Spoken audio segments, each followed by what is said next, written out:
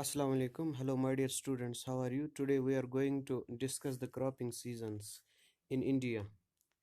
Okay? तो पिछले बार हमने पढ़ा था characteristics of commercial agriculture. Commercial agriculture के क्या कैरेक्टरिस्टिक्स होते हैं, यानी इसमें हम कौन कौन सी चीज़ों का इस्तेमाल करते हैं और कौन कौन सी टेक्निक्स का इस्तेमाल करते हैं, ये हमने पढ़ा था इसमें।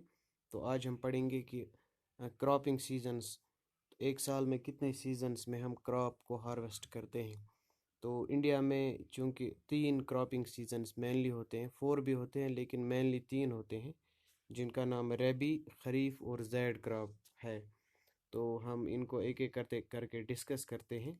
सबसे पहले अगर हम रबी की बात करते हैं तो रबी को हम विंटर क्रॉप भी कहते हैं। ये वो क्रॉप है जो ग्रो करता है विंटर सीजन में, ठीक है।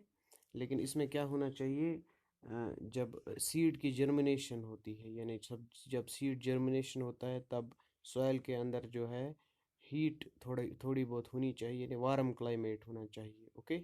तो सेम मैचुरेशन के टाइम पर जब मैच्योर होता है फिर क्रॉप, उस टाइम भी इसमें वार्म क्लाइमेट होना चाहिए, अदरवाइज़ ये कूल क्लाइमेट में ग्रो होता है। तो इसका सोइंग पीरियड जो होता है वो अक्टूबर से दिसंबर तक होता है, ठीक है। तो हार्वेस्टिंग सीज़न जो इसका होता है वो फरवरी से लेकर अप्रैल तक होता है, ठीक है। यानी सोइंग सीज़न अक्टूबर दिसंबर और हार्वेस्टिंग सीज़न फरवरी और अप्रैल। तो इसे हम विंटर क्रॉप भी कहते हैं, ठीक है। तो इसमें हम मेनली जो है कौन कौन से क्रॉप्स ग्रो करते हैं, वीट है, बार्ले है, ग्राम है, मस्टर्ड है, ठीक है।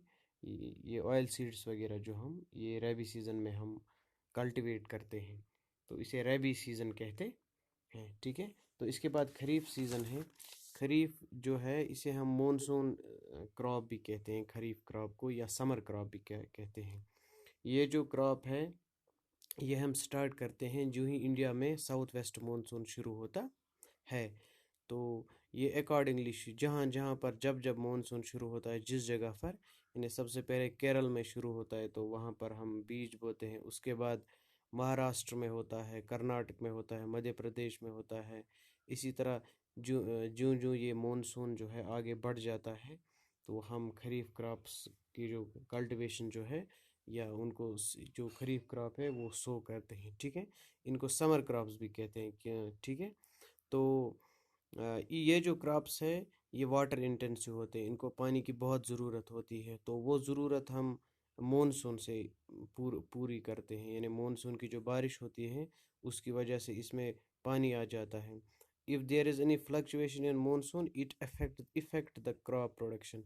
अगर मॉनसून में कोई फ्लक्चुएशन हो, कोई गड़बड़ हो, कम बारिश पड़ जाए या ज़्यादा बारिश पड़ जाए, दोनों इसके लिए हार्मफुल है।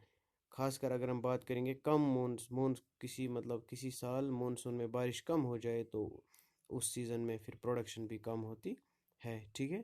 तो इसका सोइंग सीज़न जो है मई से लेकर जुलाई तक, यानी मई में हम ये केरल में शुरू करते हैं तो जुलाई तक हम नॉर्थ ईस्टर्न स्टेट्स तक ये पहुंचता है, तो वहाँ तक हम जो है क्रॉप प्रोडक्शन जो है वो स्टार्ट करते हैं खरीफ की। तो हार्वेस्टिंग सीज़न इसका होता है सितंबर से अक्टूबर तक। इसके इम्पॉर्टेंट क्रॉप्स जो है ज्वार है, बाजरा है, राइस है, मेज़ है, कॉटन है, सोयाबीन है, ग्राउंड नट है, ठीक है। ऐसे ये रेगी भी है, ठीक है। तो ये इम्पॉर्टेंट क्रॉप्स है। जैसे कॉटन को हम कर्नाटक में कल्टीवेट करते हैं।